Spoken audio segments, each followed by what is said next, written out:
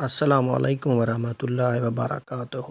کل صبح دن 11 بجے کے قریب گیدڑ چوک کے ساتھ ایک دوست کی دکان پر اس شخص سے ملاقات ہوئی۔ بندر کا ناچ دیکھنے کے دوران گپ شپ میں یہ شخص بہت گہری بات کر گیا کہ شاہ صاحب بھوک مداری کو لگتی ہے، ناچنا بندر کو پڑتا ہے۔ یہی حال میرے وطن کا بھی ہے۔ اسمبلیوں میں فیصلے ملکی اشرافیہ کا مالدار طبقہ کرتا ہے، بھگتنا عوام کو پڑتا ہے۔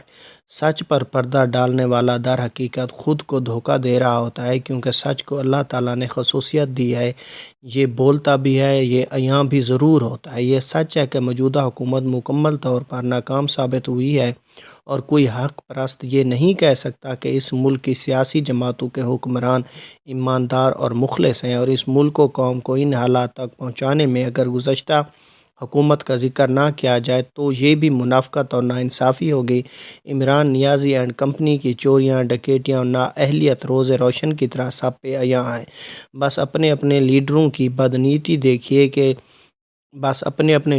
بدنیتی دیکھنے کے لیے اندھی تقلید اور مفاد کی پٹی اتارنی پڑے گی۔ اس وقت اپنی اپنی آناؤں، پسند و ناپسند کو فراموش کر کے صرف اور صرف ایک قوم بننے کی ضرورت ہے۔ پاکستان سسک رہا ہے، بلک رہا ہے۔ تیرا لیڈر مرد آباد، میرا لیڈر زندہ آباد کی صدائیں اب بند ہو جانی چاہیے۔ ہر اس شخص سے بیزاری و لاتلقی کا اعلان کیا جانا چاہیے جو اس ملک کی تباہی کا ذمہ دار ہے۔ آواز ایک ہی بلند ہونی چاہیے، سب سے پہلا پاکستان، سب سے پہلے پاکستان۔ سدا خوش رہیں، سلامت رہیں، والسلام۔